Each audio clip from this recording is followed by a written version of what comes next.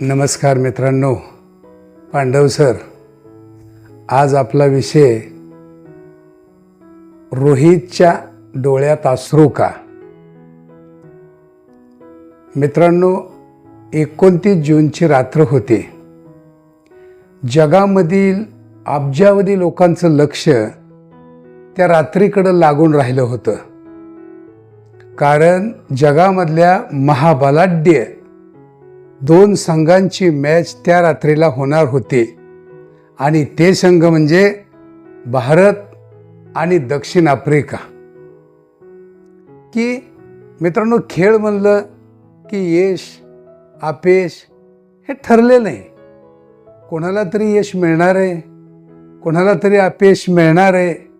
पण मित्रांनो, हे बोलायला फार सोपं आहे, पण ज्यावेळेस एखाद्या संघाला अपयश मिळतं त्यावेळेस त्या अपयशाचं खापर मात्र त्या संघाचा कर्णधार असतो ना, त्याच्या माथ्यावरती फोडलं जातं मित्रांनो. आणि म्हणून की हे दोन्ही संघ की अगदी चिकाटीनं तावून सुलाखून प्रयत्नाची शिकस्त करत होते आणि जगाला किंवा जगातल्या लोकांना आपली खिलाडू वृत्ती आपापल्या पद्धतीनं दाखवण्याचा प्रयत्न करत होते.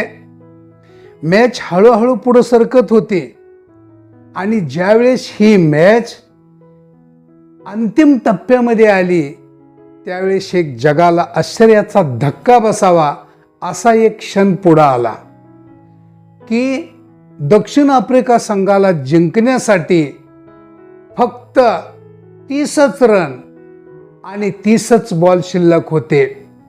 जे भारताचे समर्थक प्रेक्षक वर्ग होता त्यांच्या चर्चेला मित्रांनो उधाण आलं.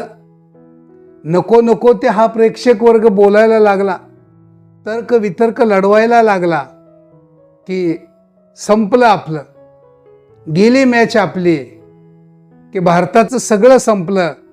आणि अक्षरशः काही लोक तर स्टेडियम सोडून घराकडे निघण्याची वार्ता करू लागले. काही लोक अक्षरशः डोळ्यातून अश्रू रडू लागले आणि खेळाडूंना शिव्याशाप द्यायला त्यांनी सुरुवात केली.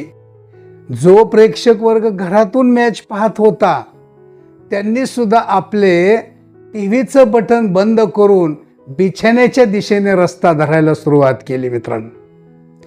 परंतु मला एक सांगायचंय, ज्यावेळेस हा प्रेक्षक वर्ग रडत होता, दुःखी होता, कष्टी होता, त्यावेळेस मात्र भारतीय संघामधला प्रत्येक खेळाडू आणि कर्णधार रोहित शर्मा हे मात्र आपल्या प्रयत्नाची शिकस्त करत होते आणि पुढच्या संघाला हर तऱ्हेनं तोंड देण्याचा प्रयत्न करत होते. मित्रांनो, लोकांना रडणं शक्य होतं, लोकांना दुःख करणं शक्य होतं, पण आपल्या भारतीय संघामधल्या खेळाडूंना आणि कर्णधाराला मात्र रडून चालणार नव्हतं, दुःख करून चालणार नव्हतं. कारण त्यांना लढावाच लागणार होतं. कारण जगामधल्या अब्जावधी लोकांचं लक्ष त्यांच्या खिलाडू वृत्तीवरती होतं. मित्रांनो, की ही जी द्विधा अवस्था आहे प्रेक्षक वर्गाची, घरी जावं की बसावं, आणि या मनस्थितीमध्ये असतानाच अचानक एक दुसरा क्षण जगाच्या समोर आला आणि भारताचं पारडं जड व्हायला सुरुवात झाली. मित्रांनो, मला सांगायला आनंद वाटतो, जे प्रेक्षक वर्ग घराकडे निघाला होता तो जाग्यावरती त्याची पावलं स्तब्ध झाली.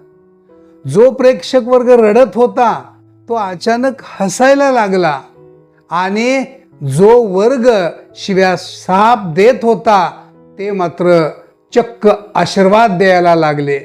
आणि भारताने मॅच दक्षिण आफ्रिकेच्या तोंडामधला गेलेला घास, हातातोंडाला आलेला घास त्यांनी काढून घेतला मित्रांनो. आणि असं लोकांना वाटू लागलं की निश्चित पद्धतीनं आता विजय होणार, तो भारतीय संघाचाच होणार.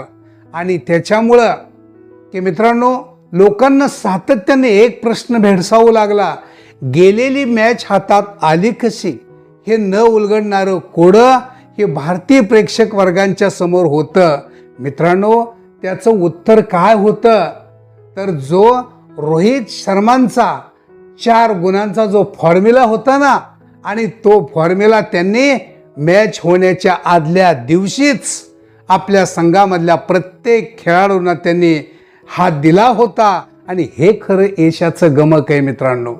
मग हे 4 गुणांचा फॉर्म्युला कोणता आहे तर त्यातला पहिला गुण आहे निस्वार्थी नेतृत्व गुण. की रोहित शर्माने आपल्या खेळाडूंना हे सांगितलं होतं, माझ्या जिवलग मित्रांनो, उद्याच्या मॅचमध्ये जे आपल्याला लढायचंय ते स्वतःसाठी लढायचं नाही, वैयक्तिक लढायचं नाही, संघासाठी मारायचं, आपल्या भारत देशासाठी लढायचं आहे आपल्याला. आणि खरं सांगतो मित्रांनो, याचा परिणाम की आपल्या खेळाडूमध्ये एकतेची भावना निर्माण झाली. आणि एकता हेच बळ असतं हे पुन्हा तुम्हाला सांगायची गरज नाही. हे खरं मित्रांनो यशाचं रहस्य असू शकतं आणि आहे. आणि दुसरा जो गुण आहे ती म्हणजे सकारात्मक वातावरण निर्माण करण्याची कार्यक्षमता. की मित्रांनो, उद्याच्या मॅचमध्ये खेळा की अगदी कुठल्याही प्रकारचं दडपण मनावरती न घेता आनंदाने सकारात्मक दृष्टिकोन ठेवून की अगदी मनसोक्त पद्धतीनं खेळा. निश्चित पद्धतीनं विजय आपला आणि आपलाच आहे.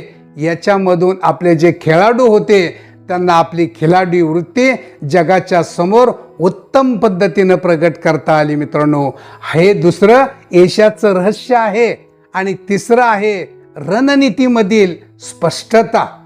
की आदल्याच दिवशी उद्याच्या मॅचमध्ये कोणत्या खेळाडूची कोणती भूमिका असणार आहे हे अतिशय सोप्या आणि सहज पद्धतीनं रोहितनं संपूर्ण खेळाडूंना सांगितलं होतं.